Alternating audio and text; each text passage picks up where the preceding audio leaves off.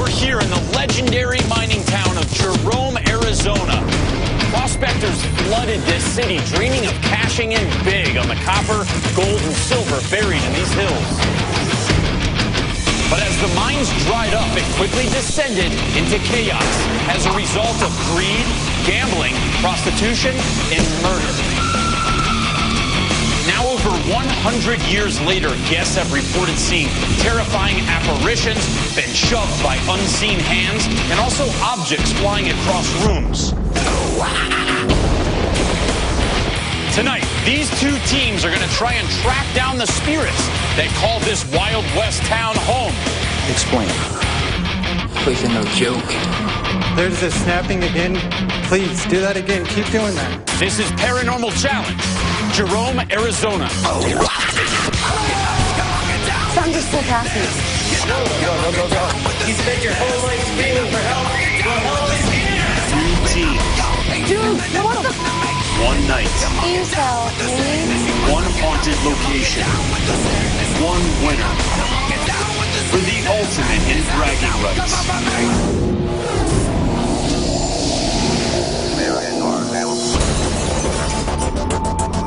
I chose Jerome, Arizona because of the history. Gambling, prostitutes, murder was a way of life. This is a perfect place to have an experience with a ghost. Zach Bagans, the Paranormal Challenge chairman, is also lead investigator and co-founder of the highly respected and award-winning Ghost Adventures crew. He's completed hundreds of investigations, working with the world's most renowned paranormal researchers and scientists. I chose these two teams because they are indeed opposite. SAG-APs, they're skeptics. They have their team leader as a skeptical approach to paranormal investigating. I like that because on the other side it's very different. You got the team leader, Crystal, of Living Proof of the Paranormal. She has a provoking nature in her investigations. Living Proof of the Paranormal, based in Denver, Colorado. I'm Crystal Heimbach. I am lead investigator. I tend to be the bossy one. One of my favorite quotes for myself is, some people can dance, some people can sing. I just happen to be able to communicate with the dead. My name is Griffin Castillo, and I'm the video tech and sound tech. He is the comedian of the group. He tries to keep things kind of light, and he tries to bring a little bit of positive energy into the situation. I'm Aaron Oakes, the co-founder and the second investigator. He is kind of the quiet type. He takes the investigation extremely serious. He's very into debunking certain situations. There's always a possibility of losing to the other competition, but it's something you just don't think about. You just go straight ahead and you just go for the kill. SAG-APs from Tucson, Arizona. My name is Hector Berrigan. I am the lead investigator. Our team name is Southern Arizona Ghost and Paranormal Society, but we also go by the acronym SAG-APs. My name is Jim Rundell. I'm the tech manager, geek guy. I think it's very important to be meticulous and doing any sort of investigation the right way. My name is Laura Ziegler. Laura is our main researcher on the team. I think we're a little more critical of the evidence that we collect. We've never really investigated a location that has so many possibilities, and so we're really ready to put the test to this place.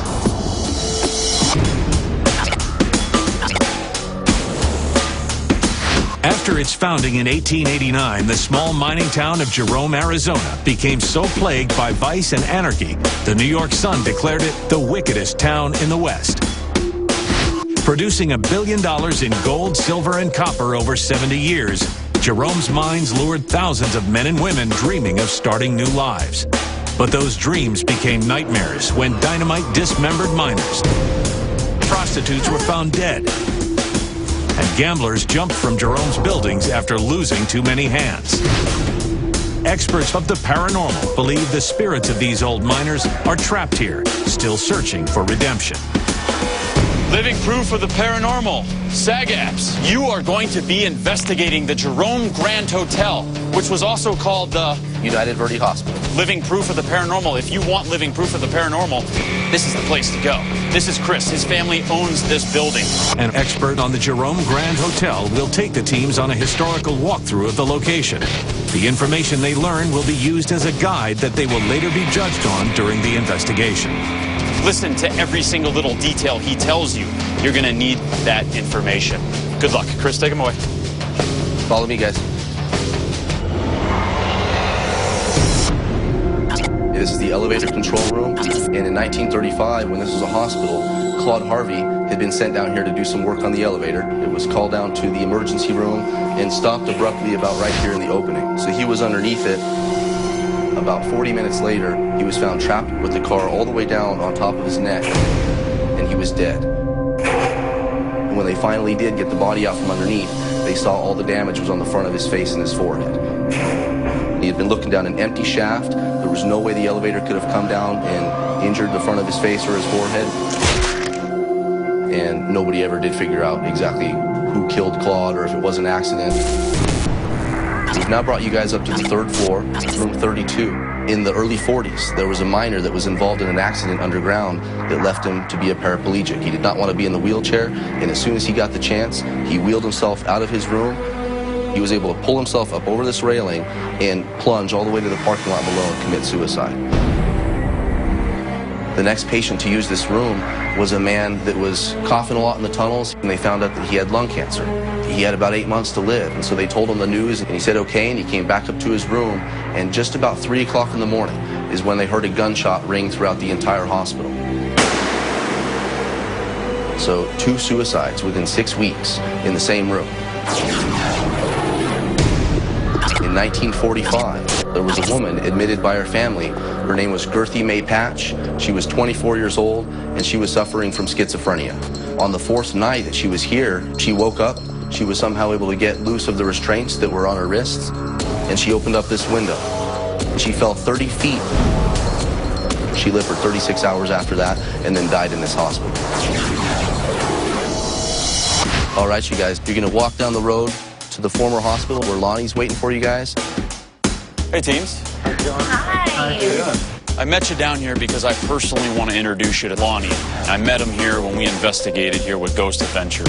He said something very profound happened that haunted him personally and followed him from this building. Welcome. This is my woodworking shop. I've been here for about 5 years. This building used to be a hospital in the town. Zach did an investigation here. When they came down to my house, after they left, my wife goes, "Whatever Zach brought with me, get it out of the house now." So I hope that we can find something in the buildings. When this was a hospital, this was the admitting room. A few years ago, there was a maintenance man that lived in this room, and his name was Michael. He had some depression problems, so sometimes I wouldn't see him for like a month and a half. He eventually just didn't have any place to go or anything to do and killed himself. Back in about 1918, when the Spanish influenza came through, they had so many people dying that they actually stacked the bodies up in here on top of each other. So here we are on the 3rd floor. Behind you was the operating room. Back when this was a mining town, there were a lot of gruesome amputations and surgeries. Zach and I got our wits scared out of us by this door here slamming completely by itself, about like that. There was absolutely no wind that night. It was calm as calm can be. With the competition set to begin, Zach gets each team geared up with the most advanced paranormal detection equipment for tonight's challenge. How you guys doing? Good. Good. Hector, I need you to please come forward. Take a name out of that hat. Crystal, team leader. Got one? Mm-hmm. Who'd you guys get? Jim. Jim. Hi, Jim. Hi. Crystal, who'd you get? I have Gerson. Gerson. How you doing, man? All good. Guys, what is the number of the most haunted room here? 32. The two of you who were just chosen will be spending some time by yourself for 30 minutes with no light sources locked in that room. Okay? You guys ready to gear up? Yes. Each of you are going to be receiving 2 night vision camcorders, one that stays on a tripod, 1 full spectrum still camera, 1 full spectrum camcorder. You'll also be getting a melmeter, which measures for electromagnetic energy and temperature. You each get a thermal imaging camera and some external light sources. Are you guys ready? Yes. I need you to gear up, wait for our signal, and have fun tonight. Teams will conduct their investigations simultaneously. SAGAPs will begin in Zone 1, which is the Jerome Grand Hotel. And living proof of the paranormal will start off in Zone 2, which is the old hospital. Strict time constraints are designed to push each team to the limit. They will only be given 2 hours to complete Part 1 of the investigation, then switch locations and continue investigating for 2 more hours in Part 2. Teams will be judged on overall teamwork, technological proficiency, historical knowledge, and audio and visual evidence they are ultimately able to capture. Tonight's judges are 3 of the country's most notable paranormal experts. The problem is she's now changed the parameters. She's moved further down the hall. Dave Schrader, acclaimed paranormal conference lecturer, co-author of The Other Side, A Teen's Guide to Ghost Hunting, and the host of the popular talk show, Darkness Radio. She said that she felt a cold spot just a moment ago. Patrick Burns, founder of Ghost Hounds, is a professional photographer and organizer of the annual Ghost Stock Convention. I just heard something which we're going to want to mark this, okay? And Chris Fleming, an award-winning medium appearing on numerous television shows and a paranormal conference lecturer. Chris, you are going to be watching SAGAPs beginning in Zone 1, which is the main hotel here. Patrick Burns, you are watching Living Proof of the Paranormal beginning over in the old hospital down the road a few hundred yards in Zone 2. Let's ask the teams if they're ready. SAGAPs, are you ready? Yes! Living Proof of the Paranormal, are you ready? Yes! All right, the portals are open. Let the challenge begin. 2 hours start right now.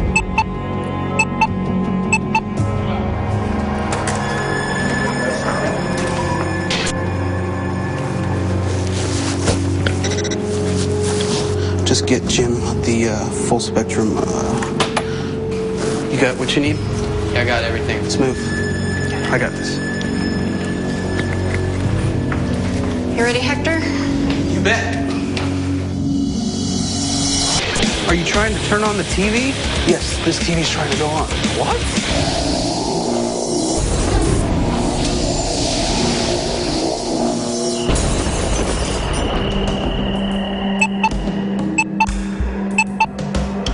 Now, every team has been saddled with the exact same equipment, so it's even across the board. We have one cameraman and one audio technician that's following each team. Also, stationed throughout the building, we have robotic cameras.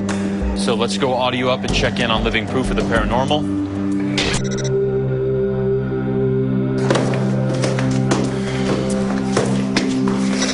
Whoa!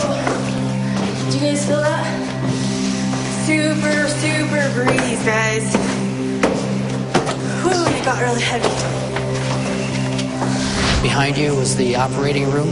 Back when this was a mining town, there were a lot of gruesome amputations.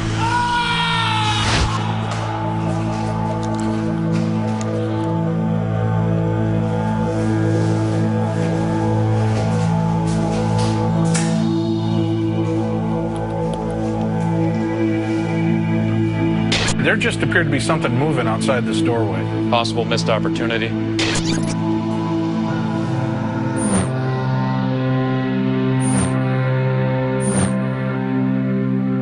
There's one area in this entire challenge where the teams can use the harness camera and go solo, and that is downstairs in the basement. So let's find out if Jim can come into contact with Claude.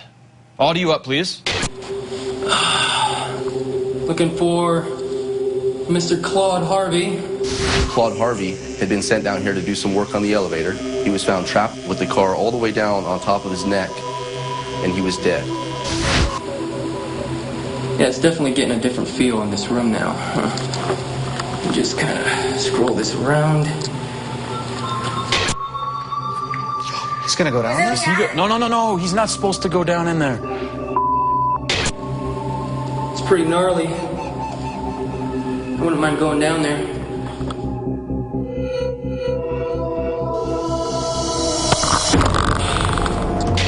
Isn't that dangerous? Yeah, it's a very, very old elevator. You shouldn't go down there. No. Yeah, I sure hope that doesn't start moving. What's up, Claude? This is where your body was found.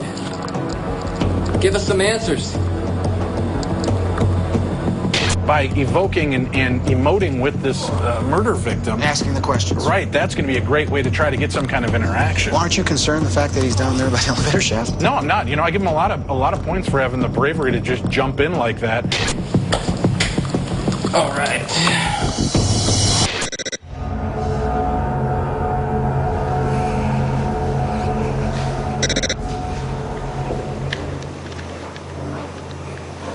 Do you hear that? You catching that?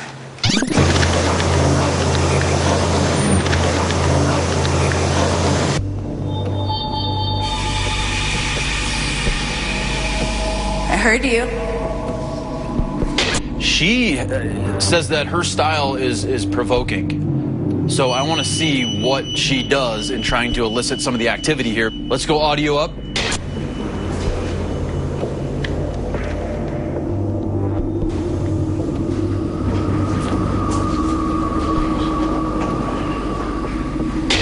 What sounded like something rolling, almost like a gurney.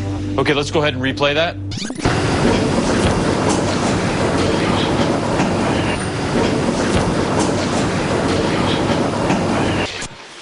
All right, let's check this out.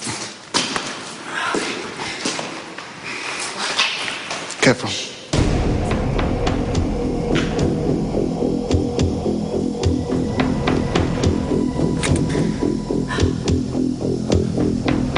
Are you over there?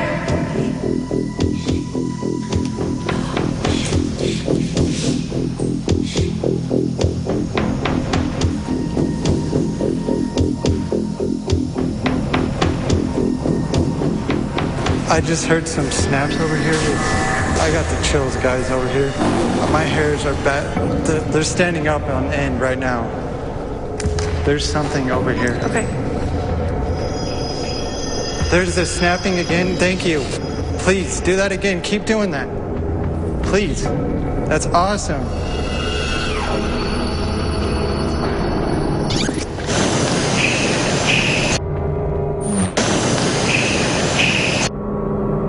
Okay, go audio up, please, on SegOps. You hear that? The door. From the window or the door? This door is moving. And that was... Is there an open window in that bathroom? Yes, there is. Hold on. Window. There's wind coming in through there. It's something over here. Something over here just came on. Hear that? What is that? Are you trying to turn on the TV? Yes, this TV's trying to go on. What? I heard that. Totally heard that. It's a faint hum. This spirit may be so excited that he was just being heard so many times intelligently by this team, he may be trying to use another electronic device like the TV to communicate through instrumental transcommunication. Kick it up. Kick up the volume. Is that you pressing on my left arm? Explain.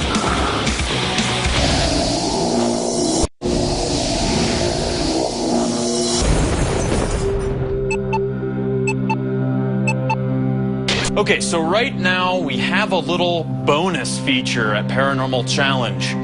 Each team investigating in Zone 1, which is in the Grand Hotel, are going to have 30 minutes investigating alongside Chris Fleming. It's absolutely amazing to see him work with the spirit box. Chris can really draw them in. SAGAPs, can you hear me? Yes. Okay, right now we are going to send Chris Fleming in to investigate with you. What's up, guys? How you doing? Hi there. How are you? Good. Hector, Chris Fleming. Nice to meet you. The one thing to keep in mind, guys, is whenever you do a spirit box session, you want to keep an open mind, but you also want to be conscious of any radio frequencies that come through to make sure there's no contamination. Now, the idea of a spirit box is that the spirits are using what's called random audio bits. They're trying to make their voices heard by either applying little bits of audio that's floating out there or by impressing their voice on the white noise sound.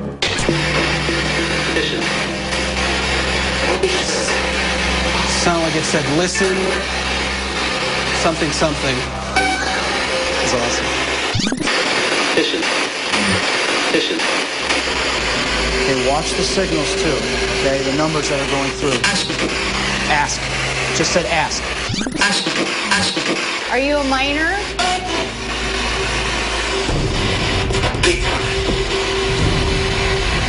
It sounded to me like it said big time or something like that. Yeah, That's what I heard. that's what I heard.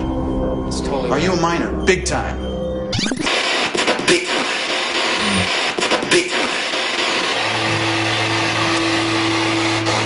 you hear it? Yeah, I'm hearing something outside. We just got a sound. All right, let's go out there with the device. Perfect. I'll bring this audio. We'll leave the other So one. you guys heard a response. It said something which we weren't able to make out, but yet then we had a physical reaction to that of a bang. Take me to where you guys heard it. Now, as a medium sensitive, I just have to ask this. Do you guys feel any difference at all in the air or in this hallway from when we first came here? If so, explain. What was that? What the was that? Was that something moving? Hold on. Explain. Explain. We just heard a big rattle again that brought us back into this room. That was nuts.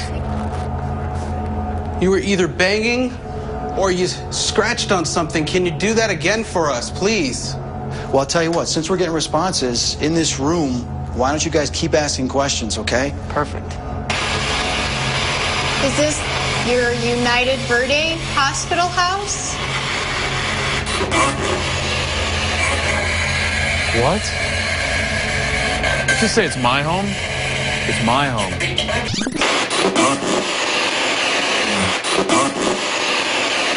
You guys have to listen. I ain't no wrong. Did you hear that? That's slang. I ain't no wrong. Okay, that goes back to what? 1800s maybe, the way they talked? You guys have to listen. You guys have to listen. Are you one of the 9,000 deaths that occurred here?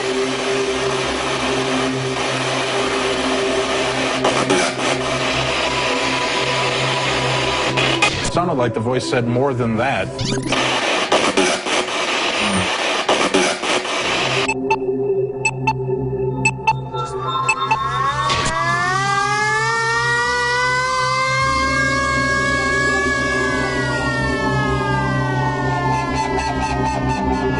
How'd that feel, Dave? Dave? Teams will now switch locations and continue investigating for 2 more hours. Living proof of the paranormal will now take Zone 1, and Southern Arizona Ghost and Paranormal Society will now explore Zone 2. So let's go audio up and check in on living proof of the paranormal. We're going to kick this off right away. Gearson, right now I want you to go do your 30 minutes in room 32. Okay. All right. Remember, during the equipment orientation, I made the teams draw a name out of 2 hats. Those names of those 2 people have to spend 30 minutes isolated, locked, with a bookcase against the door and the balcony doors sealed shut from the outside in absolute pitch darkness in one of the most active rooms here in the hotel. So just about 6 weeks after the paraplegic flung himself over the railing, the next patient to use this room was a man that had lung cancer.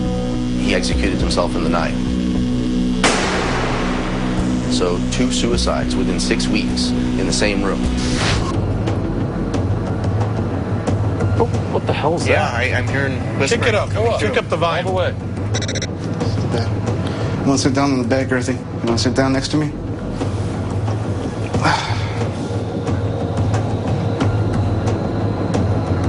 Is that you pressing on my left arm? It sounded like it said friend. Yes! That was awesome. Whoa, this thing is going off.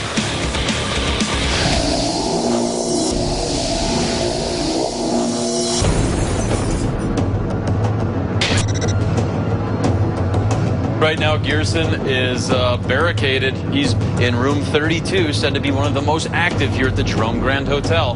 Go up on Gearson. I'm definitely seeing something right now. And there's something right here. You can see my hand pass through it. Okay, right now I need you to go down to room 32. We've moved the bookcase from the door. You can allow Gearson out of the room. And at this time, I'm going to send in Chris Fleming. Chris is going to conduct a spirit box session with you three. Gearson, Yeah. you ready? Yeah, I'm ready. How'd you do? I feel all tingly. What's up, LPOTP? How's it going? What this does, it sweeps all the channels. What we're going to be looking for are those voices or frequencies in between the channels. Now keep in mind, you are going to get some radio signals, but that's not what we're looking for. Yeah, all right? nice, sure. You have to listen very carefully and closely.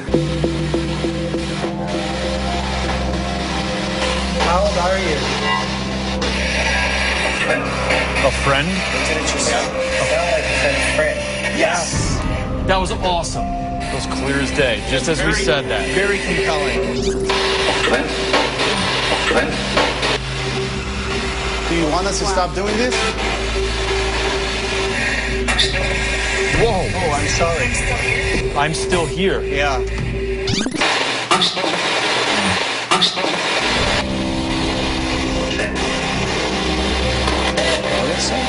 You say sex or sex?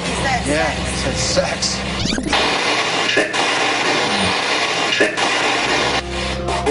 What? Says we're bored.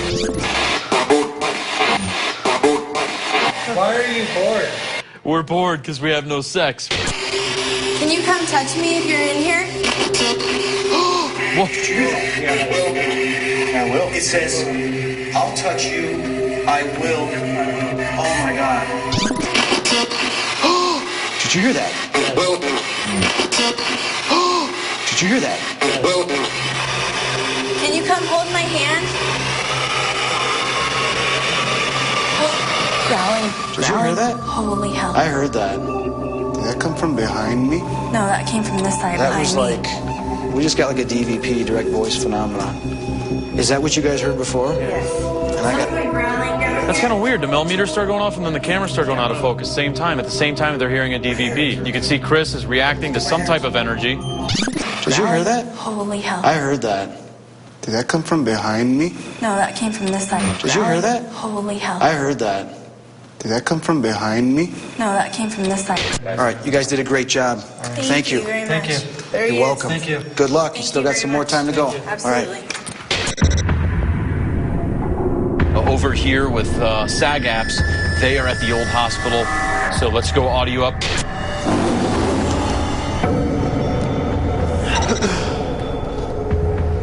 I'm gonna set the audio recorder next to this EMF. Whoa, this thing is going off. Temperature feels different right here just now. I'm reading about 87 now. 76 right around you, Laura.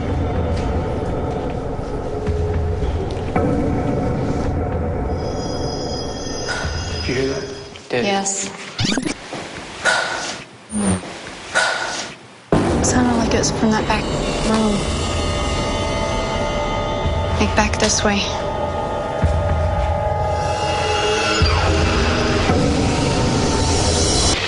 Is that you rubbing up against my leg? I don't know, guys. I think the ghosts are sexual today.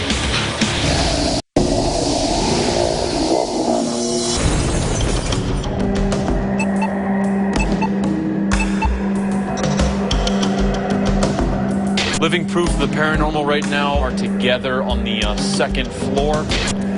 Guys, You ready? I'm hearing noise right here.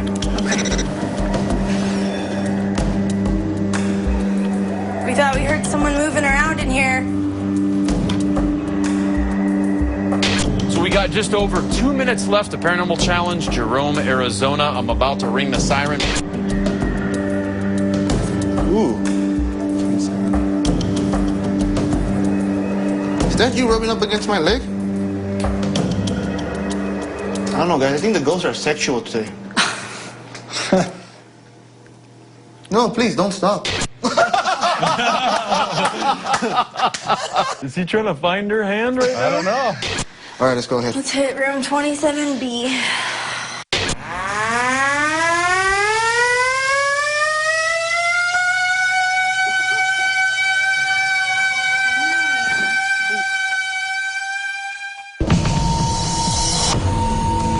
that both investigations are officially completed, teams must lock up all of their materials and evacuate the premises until morning.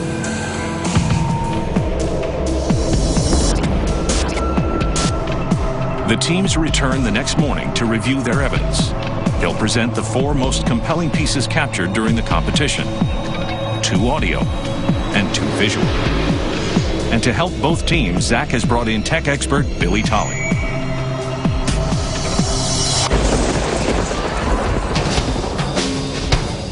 This is all about pride, respect, credibility. The evidence will speak for itself, but as a team, we're pretty confident in our abilities. I'd say you're looking at the winners. I'm not nervous. May the best team win.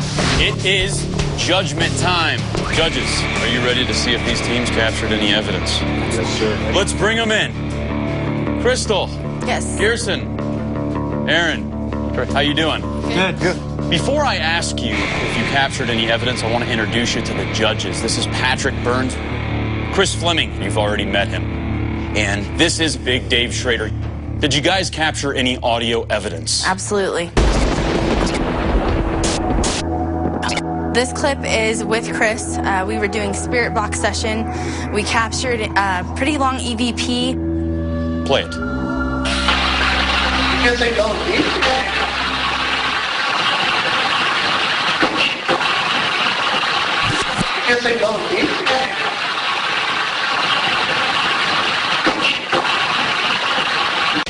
What do you think this is saying? Well, the first part, it sounds like yes. Okay. Second part, it sounds like it said poquito, which means just a little bit. Let's play it again.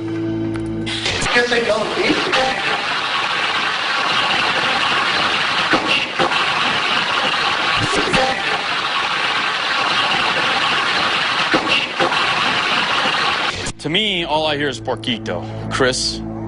The first, I do hear the yes. It's definitely one of the signals coming through the radio, but it is a clear yes. I do hear the second EVP, so that's interesting. Crystal, second piece of audio. Tell us about it. We were on the second floor near the dead room. I asked, will you touch me? Go ahead and play it, Billy. Can you come touch me if you're in here? Can you come touch me if you're in here? You are saying that this spirit is responding to you intelligently. The response is, I will touch you. Play it again, Billy. Can you come touch me if you're in here? Can you come touch me if you're in here?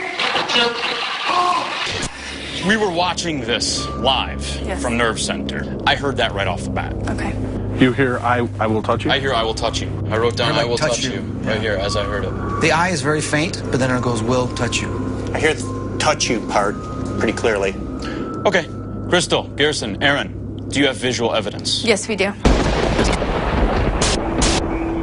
First piece is me speaking with Michael in his room, and he's responding through the millimeter. Go ahead. Michael, you still here? Make that beep. Aww.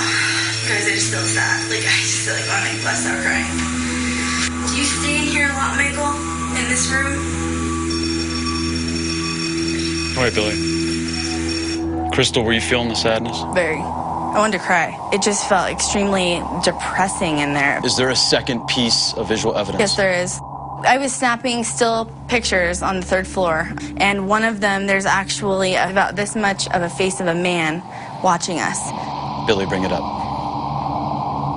If you can see right here, this is his head.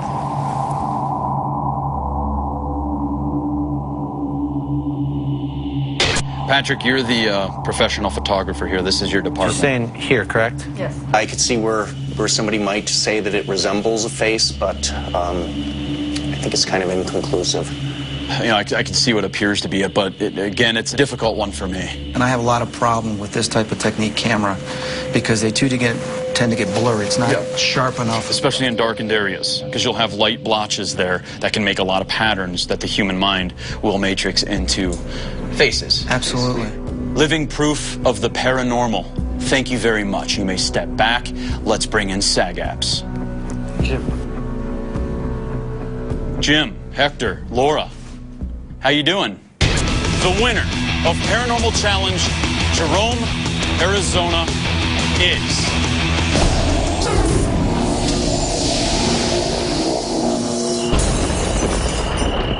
Living Proof of the Paranormal has delivered their evidence to the judges. It sounds like it said poquito, which means just a little bit. That's interesting.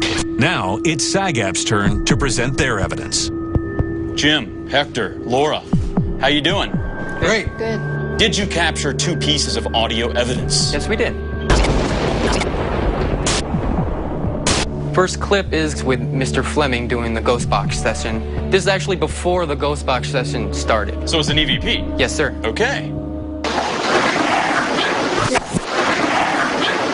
I know what it's saying. For the first time I heard it. Do you? I think I do. Okay, do you? We kind of came to the conclusion that it says, "My head hurts." Play that again, please.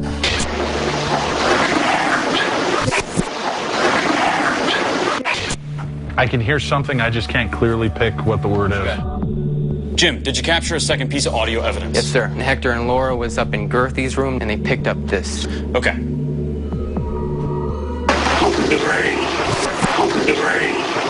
What are you guys claiming it's here? We think it says something to the effect of "open the brain." Play it again.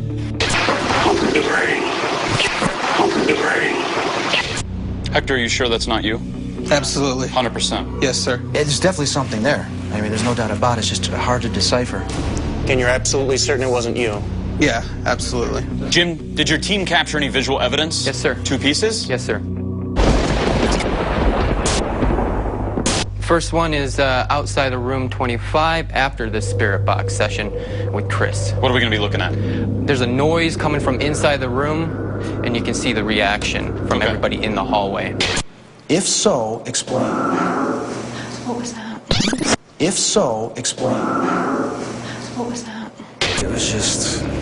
It was freaky. What did it sound like? To me, it sounded like something possibly moving along a wood surface in the room. If so, explain. What was that? Jim, do you have a second piece of visual evidence? Yes, we do. So I'm doing a sweep with the FLIR. Right by Hector's side, we see 2 faces. 2 faces? Yeah. Billy, can you play that, please? It's starting to form in the bottom right corner. There it is. Yeah. Whoa. Look at that. Play that one more time. Pay attention to the color.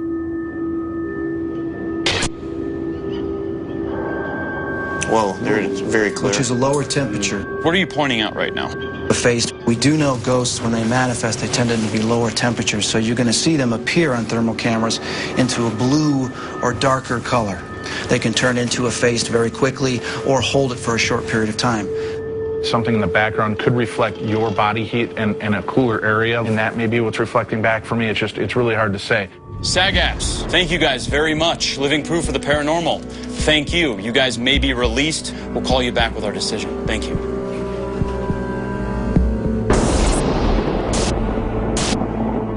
All right, guys, let's go through the categories. Start off by history. Right off the bat, Living Proof of the Paranormal, our buddy Gearson. You want to sit down in the back, Gerthy? You want to sit down next to me? Not only did Gearson mess up the room, but when he later told his teammates that he was trying to communicate with Gerthy in that room, nobody bothered to step up and correct him. Now, what about SAGAPs? Jim would take the history and implement it into the questions. And he would call those people out, which was excellent. So I was impressed. Looking for Mr. Claude Harvey. Okay, let's move on to technology. I think Living Proof, I think they were fine with their technology, but I don't think their backup support of their technology was efficient. Well, one thing I'll say about Living Proof, they found activity using the millimeter, and they consistently stayed with that for the rest of their investigation. But once again, SAGAPs was overly impressive. Let's talk about evidence. One of the audio clips is very suspicious to me, and it's a clip that SAGAPs presented to us. Hector, are you sure that's not you? Absolutely. 100%? Yes, sir. I have something to show you guys. Okay. I'll do the writing. I'll do the writing. I don't know. Is that a tantamount to treason? As we've said in the past, everybody makes mistakes, but I don't know that it discounts the team. It doesn't discount the team. Absolutely not. It was a simple mistake that could be made by no matter how great a team you are. I can't tell you the number of times I've whispered during my own EVP sessions. Absolutely. Audio goes to Living Proof. They forfeit that category. The other team automatically wins it. Let's talk about the visual pieces of evidence. We had Living Proof brought us the millimeter with Michael and the communication. Michael, you still hear me, Debbie? SAG apps brought us the scraping in the hall or that growling noise when Chris was there. Explain. What was that? Part 2, both of them brought us matrixing.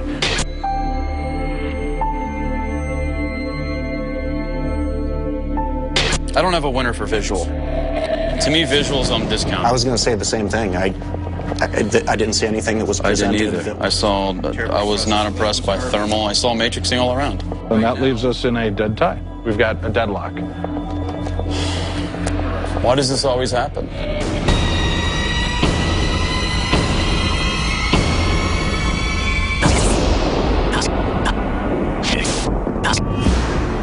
Teams, SAG apps, living proof of the paranormal.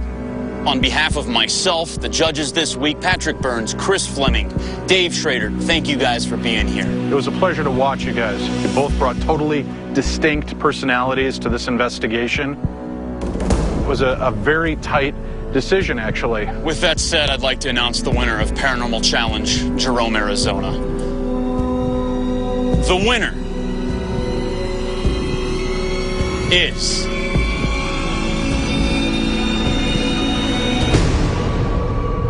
living proof of the paranormal. Congratulations, guys. Congratulations. Oh my God. Good job. Oh, he's gonna cry. I shedded a tear of joy. I admit openly. We just won. Awesome. I want to address the audience and also a very hard-working paranormal team. You accidentally submitted an EVP that was your voice. Right? This is one little mistake. And this is an accident, ladies and gentlemen. So many paranormal teams are scrutinized for this. You guys were a kick-ass team. You had us speechless. And I'd like to see you on another episode, okay? All right? All right. Thank you. Thanks for the opportunity. You're welcome. Thank you. You guys were awesome. You did a great job. To watch you. Thanks. Thank you very much.